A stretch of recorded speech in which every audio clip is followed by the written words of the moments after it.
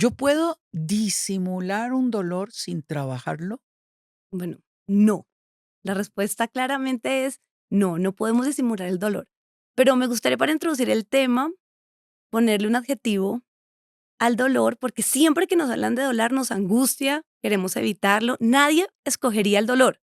Sin embargo, lo que me he dado cuenta trabajando con tantas mujeres es llegar a entender que nuestro dolor es parte de nuestra historia y nuestra historia sí es bella. O sea que podemos empezar a mirar el dolor desde una perspectiva linda cuando entendemos que lo que vivimos hace parte de nuestro presente y que podemos empezar a verlo de una manera positiva porque es parte de nuestra historia, nuestro propósito y que además Dios quiere utilizarlo para bendecir a otros.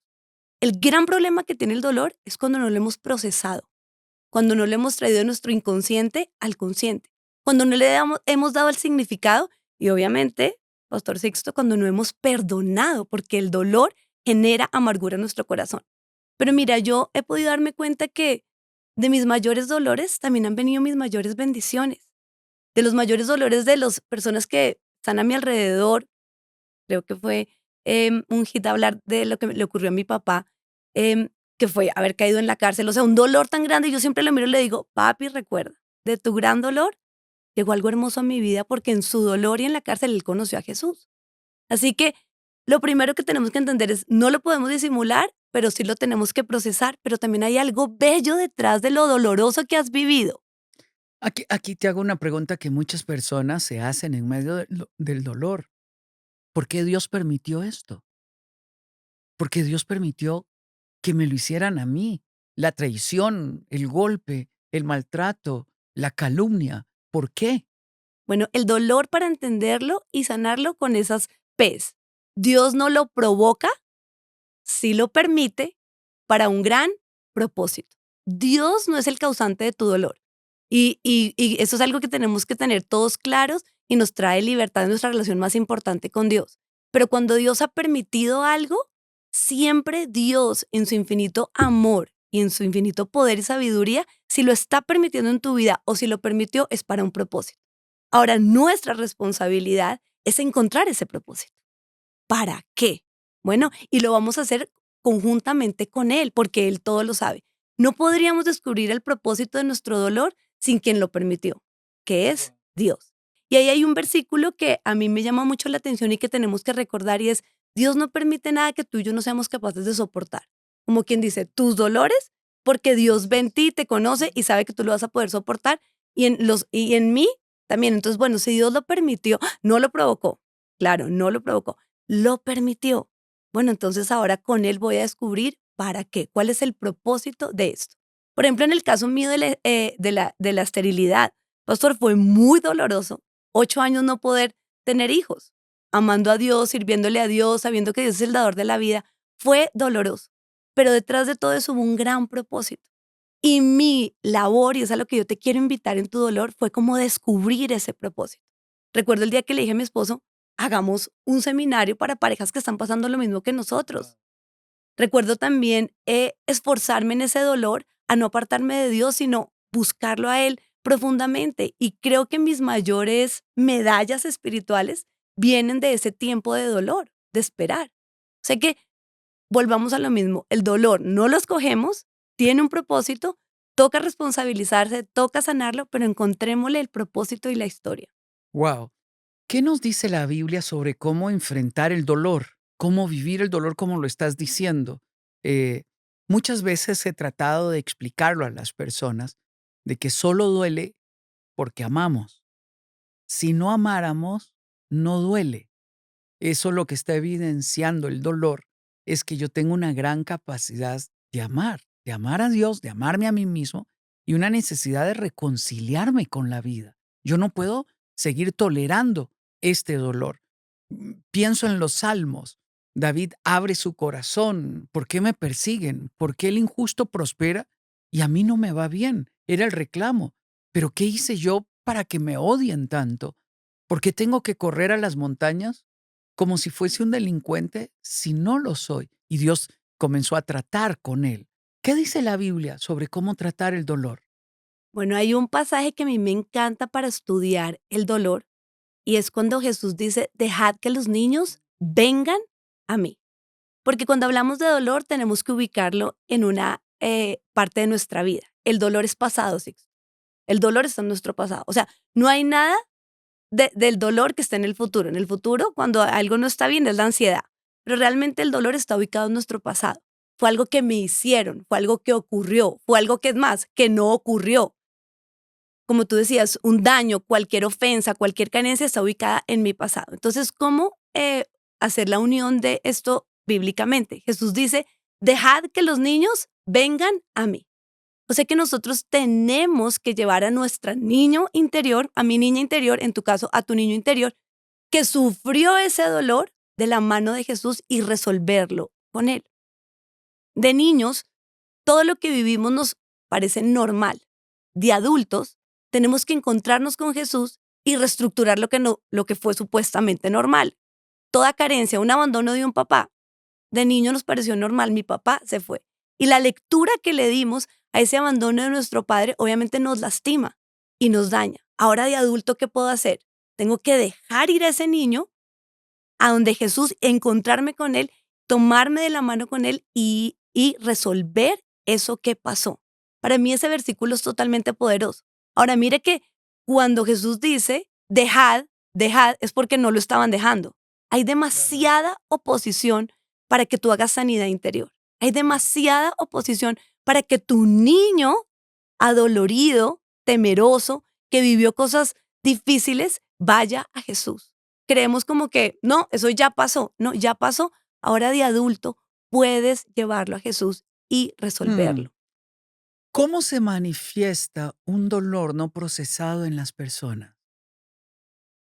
Bueno, hay muchas maneras como algo que no está resuelto se evidencia en tu presente, porque ya empezamos a hablar del presente y por eso vemos la necesidad de sanar. Para mí hay una que es top y es las reacciones primitivas. La sobrereaccionar a algún suceso es falta de una sanidad. Esa es una. Dos, extremo estrés. La Biblia nos enseña que tenemos una carga diaria, pero cuando tú vives estresado es porque estás cargando también cosas del pasado. O sea, es normal que tú hoy para estar acá, Sixto, tuviste que vivir ciertas cosas, pero las sobrellevaste de una manera natural. Cuando tú no lo logras llevar el día a día de una manera natural, es porque no solo estás cargando lo de hoy, sino también lo del pasado. Entonces, extremo estrés, reacciones primitivas y malas reacciones para mí son evidencia de que tu pasado no está resuelto y que le estás pasando la cuenta de cobro a tus prójimos presentes, cuando muchas de las cosas son producto de tus prójimos del pasado. Es el típico caso de la esposa que vive en una constante demanda con su esposo, su prójimo presente, porque su papá, que era su prójimo del pasado, no estuvo ahí. Entonces pasamos cuentas a la persona equivocada porque en nuestro pasado no lo hemos resuelto. Wow. Esto es muy real porque uno tiene que entender que el mejor escenario para crecer es tu familia actual, porque ahí va a aflorar todas las cosas no resueltas. ¿Cuál es nuestro problema? Que culpamos al otro por lo que yo estoy sintiendo, pero yo no puedo responsabilizar al otro por lo que siento, sino que tengo que encontrar el origen de qué está moviendo dentro de mí. Hay un concepto que manejas que es ser responsable de nuestra propia salud emocional. Esto en contraste con cuando me pida perdón, cuando cambie, entonces yo voy a estar bien. Hablemos de estas dos perspectivas. Bueno, ¿cómo puedo ser responsable de algo creyendo que hoy en día tengo las herramientas? Ese es el primer principio. Yo hoy tengo las herramientas para perdonar, para gestionar, para resolver, para mirar atrás, para tomar otra vez a Jesús y, hay algo de mi pasado sigue mal. Actualmente puedo ser responsable porque tengo herramientas. Pero entonces ahí también entra el segundo concepto y es, los que me dañaron no tenían las herramientas. Y entender esto me alivia, porque entonces ahí se quebranta la mentira de la culpabilidad. Cuando tú te sientes culpable, Pastor Sixto, cuando todos nos sentimos culpables, sigue vigente la herida. Volvamos al caso, por ejemplo, de la niña que tuvo una separación, sus padres, no sabemos por qué, pero el niño se lo toma como si fuera culpa de él y camina y crece con esa culpabilidad. Ya de adulta, ella puede entender que no fue su culpa y que todo el daño que le ocasionaron sus padres con intención o sin intención era porque ellos eran carentes de esas herramientas. Entonces, hoy en día no podemos responsabilizar a alguien que no tenía las herramientas, Herramientas. Sí, pero sí me puedo hacer responsable porque yo ya tengo las las herramientas. herramientas. Muy bien. Entonces, con estas 2 leyes, que digamos que son leyes espirituales y emocionales reales, podemos ser libres. Yo no puedo pretender que mi papá no haya hecho algo, porque en ese momento no lo hizo, no tenía las herramientas. Como no tenía las herramientas, ni él ni yo somos culpables. Pero hoy en día yo sí ya tengo las herramientas. Entonces, como yo ya las tengo, dadas por el Señor, contenidas todas en su palabra que es poderosa y eficaz, más cortante que una espada de doble filo, amo como la Biblia se describe a ella misma, yo puedo ahora tomar esa espada y hacer todas las cirugías que necesito en mi corazón para tener un presente abundante. Wow. No perfecto, abundante. Abundante. Wow. Estamos hablando del manejo de la culpa. Yo quiero culpar al otro.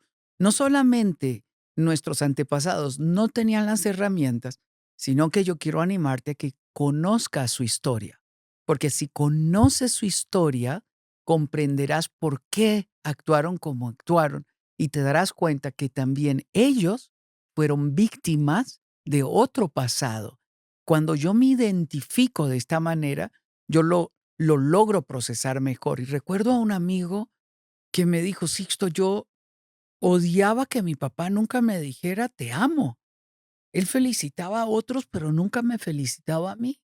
Y dice: "Y un día que yo fui reconocido", dijo él, "por una revista, todos me felicitaron menos él".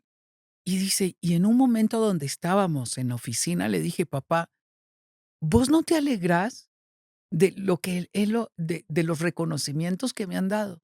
Dice: "Sí, pero nunca me lo decís". Dice: "Es que no sé".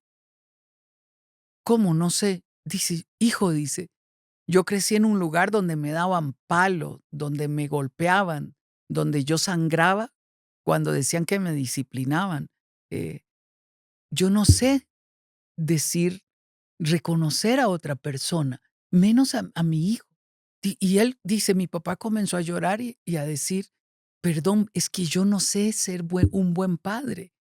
Y dijo el hijo: "Ahí me di cuenta que mi papá no es que no quiere, es que no sabe". Y esto es importante que nosotros lo comprendamos.